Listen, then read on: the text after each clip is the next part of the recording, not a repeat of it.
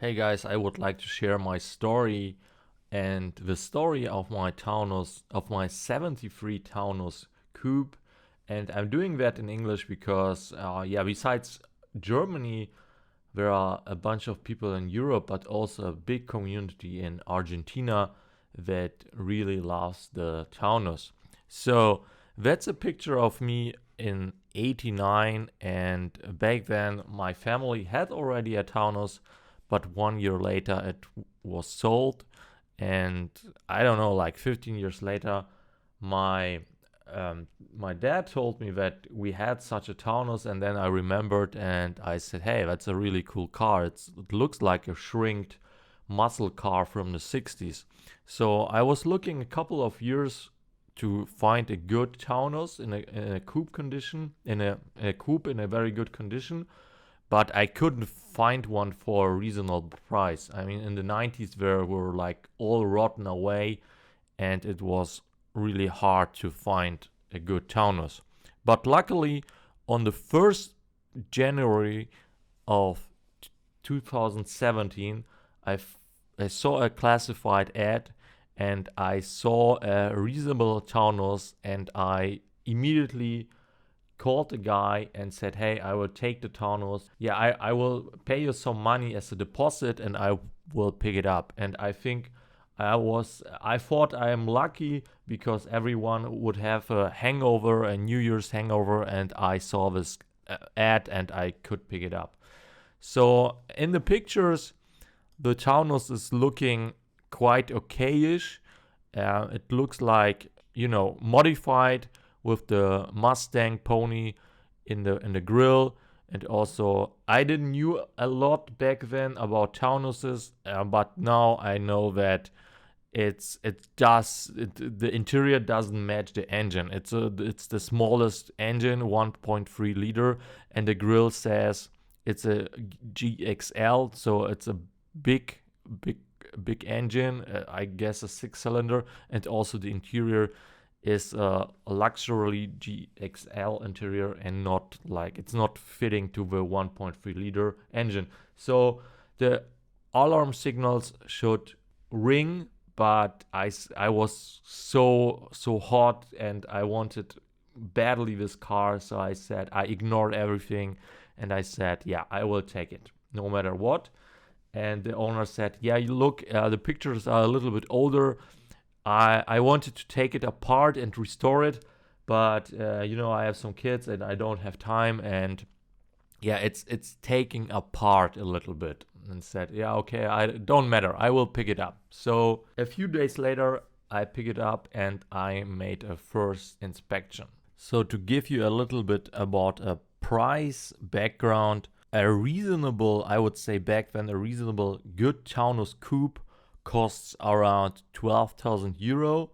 I picked up, and that was expensive for me, and I picked up that Taunus for 3,000 euro.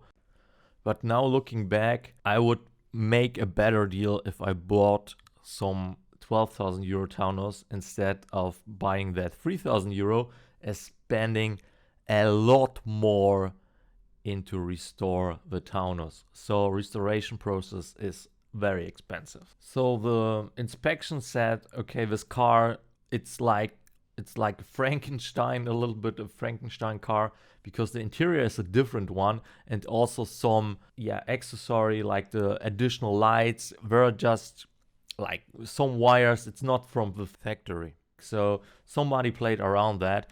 And the bad thing is there were like holes in the fenders, holes in the rockers were gone, and also some holes in the structural things. The problem was there was so much Bondo on the car, then as we lifted it on the lift, the Bondo cracked on the rear archer wheels and other parts like in the front. So the car was really, really bad with a lot of Bondo, and the interior was taking apart like wholly, and missing parts and stuff like that. But also the previous owners, it looks like they collected some parts, and we had like 6 front lights, 2 gas tanks and stuff like that. Back then I thought, okay, a little bit of body work and then we can roll. I had already some plans for the car.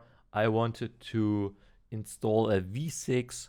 I bought already a V6 from a Sierra, 2.8 liter, and I also bought another rear axle and another front suspension from a Taunus 2, which is like a little bit more stiffer. The good sides were that we had this very nice looking carpet with this leopard structure, and the floor was also quite solid.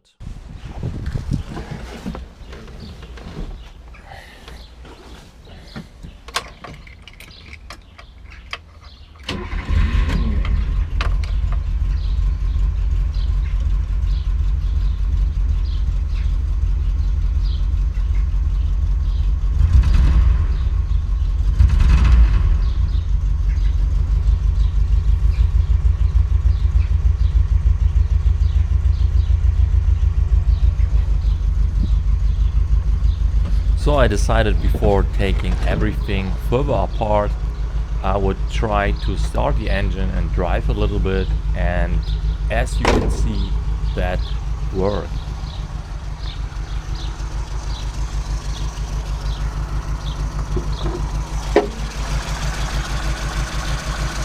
So what are you doing normally when the engine is running? Of course, you're taking the engine out of the car. So I took out the engine, the transmission, and the muffler and the exhaust out of the car, and also the rest of the interior.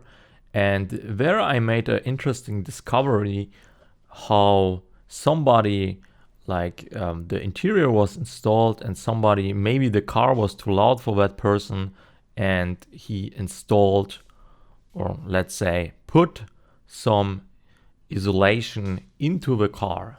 So in the meantime, I was also looking for somebody who could do the body work, and luckily I could convince some body worker to take over the car and to do the body work. So I moved the car to the body work. So the body worker now taking care of the car. My main job was to provide him with parts like panels, and luckily there is a German side, which is providing somehow, but also other parts are really expensive, like the fenders, and the reproduction parts are not so good. So I was trying to find original ones. I found 2 sets, but there are also were full of Bondo, but that is another story. And yeah, the car was staying outside, and the guy was doing that in somehow his free time, and he started. Normally he's doing damaged cars, but he has also some experience, of course, in old cars, but progress was slow, and I was trying to do some mechanical stuff like finding a carburetor for the engine. I wanted to have a carburetor engine which was also in the Granada 1, and I would not to have that running and not to mess too much around, because the original engine was a fuel injected one, but I didn't have a ECU, so I thought, okay, let's do a carburetor. So the rest of the year 18 and also most of the year of 19, really nothing happened, and I was a little pissed. And he said that, yeah, he's busy with doing other stuff, and he needs somebody else, a helping hand, and yeah, have some excuses about that. And the bad thing was, like, the work he had done in the past, it was like for nothing, because the metal, it was not protected, and already new rust was on that, on the surface, and slowly but steady it was eating away the new metal. So I was looking for somebody new who could do the car for me, like the body work and the paint. But the problem is, like, to find somebody, you need to go into a queue, and I found a couple of people. I mean, they don't want to do such old cars because it's a lot of work and it's like not worth it. And the people which are doing that, they have like queues which were long like 1 year or 2 years. So luckily I found somebody who was previously doing damaged cars, but before that he was also doing restorations, and he wanted to start to do restorations again.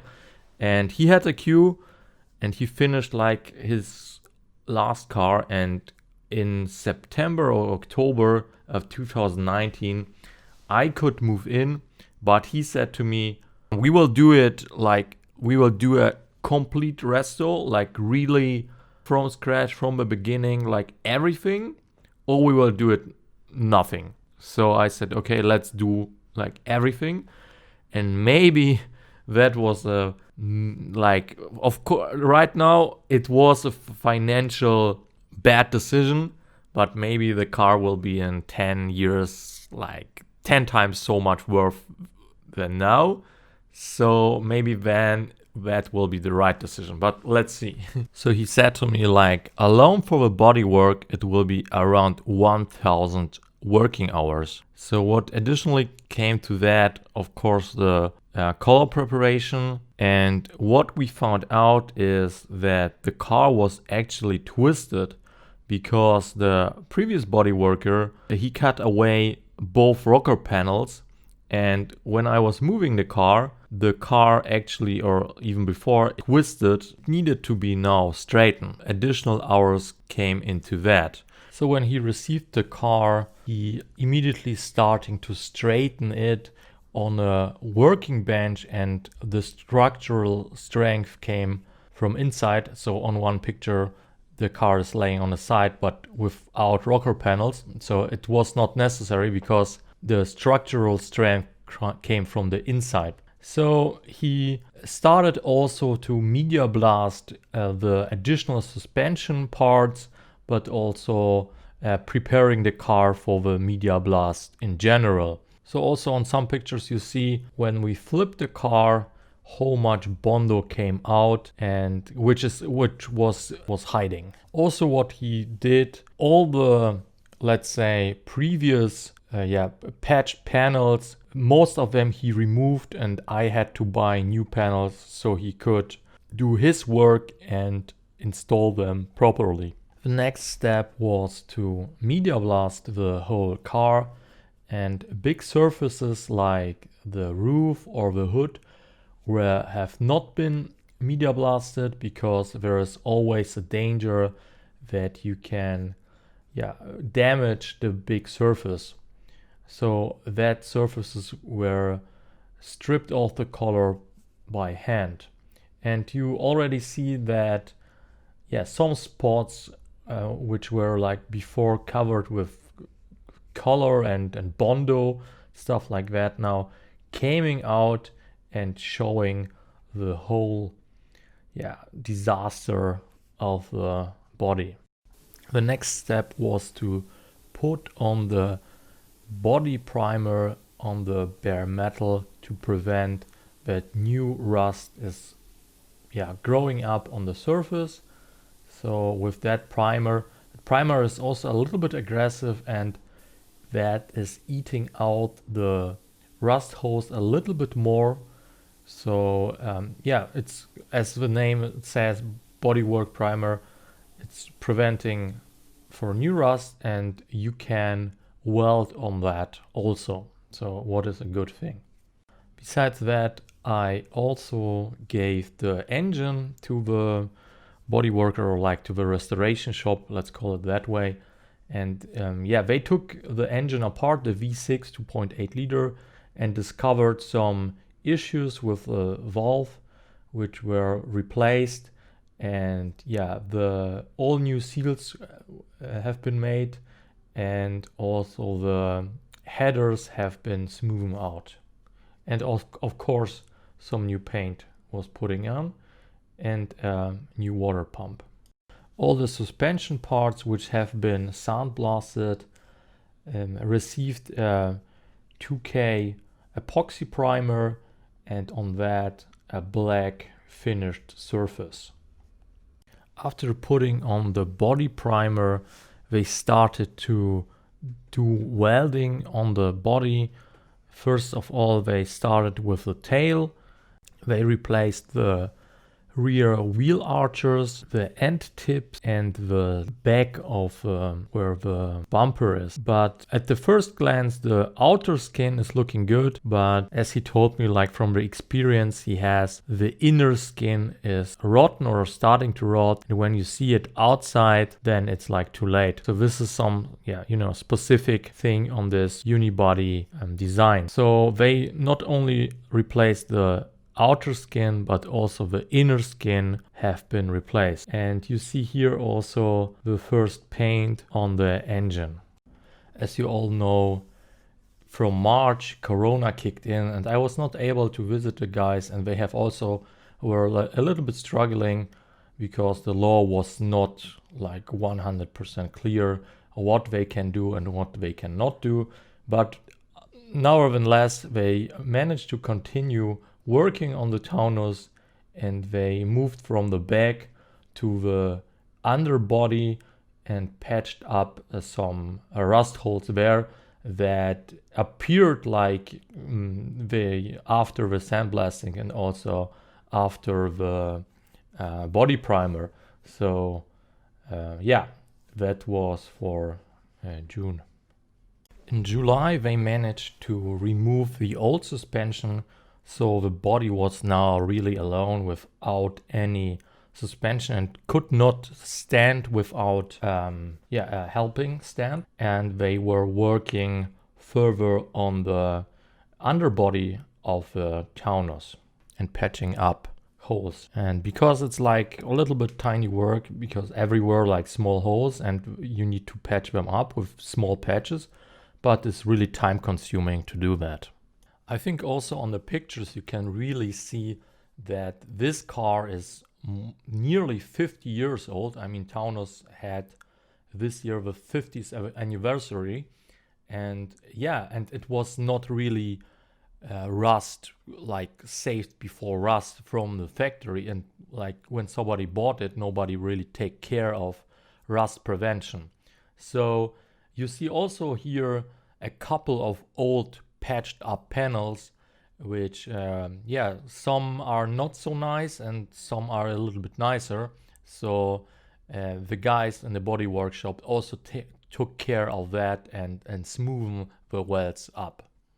The rest of July and August the guys worked further on the front. They welded the new headlight lamp rests, and also patched up all the smaller holes. They installed the fenders for alignment and also installed the hood for alignment, and they continued working to seal up the underbody with this black stuff you see on the picture is a rust prevention for the weldings. I think it's a kind of a rubber. A little side note to the welding technique they are using. Normally the most, let's say, dangerous place for new rust is the weld itself. So normally body workers are putting zinc on the weld to secure it before rust, but it's really time consuming. So this, guys, you see the goldish shine in the middle, and this is actually brass. So from the welder there are coming two wires, one let's say normal steel wire and one brass wire to seal that up, because brass is not rusting. So the wire itself is of course more expensive than a normal wire and zinc, but in the end it's cheaper because it's not so time consuming as putting zinc manually on. So in October 2020 all the bodyworks, all the weldings have been made successfully. The underbody was sealed off. Also we see a little bit of Bondo on the rear bags. Maybe you remember there were like some dingles in that. So the guys smoothing that out with a little bit of Bondo, and now blasting off all all possible remainings of like dust or sand or all other media, because now the 2K epoxy primer will be sprayed on and also the underbody will be painted. Now finally, this is the status of November 2020, the current one. So the whole car received the 2K epoxy primer. This was actually heated into the metal, so it's very, very robust. And yes, a little bit about the paint. The original paint was orange. I said to them I would like to, because the car will not drive so much, I would like to have the body also in orange. And now this is a question for you guys. How, and of course the upper body will be also orange, but what do you think about this black wheel arches? I said initially they should be black because, you know, all the dirt and stuff coming inside. But now I'm thinking maybe orange would be nicer. So I would like to hear your opinions about that, and also about the whole project. What would you done differently? What would you have done the same? And I have already some plans about the engine. I think I will go to an electric fuel injection with a standalone SEU, or maybe even a V8, but I don't know yet, because as you see, after nearly 4 years, we are not very far. I mean, the body is quite ready, the paint is missing, and still the suspensions and the fenders, the hood and all other stuff, the alignment. But then, you know, the engine has to come in, all the interior parts have to be installed. So I think easily 2 years can this project continue. So thanks for watching. Please give me a like if you like the videos, and subscribe to the channel if you would like to see more videos about the Taunus. I hope I can do more regular updates, and would be cool to see you around. So stay healthy. See you next time. Bye.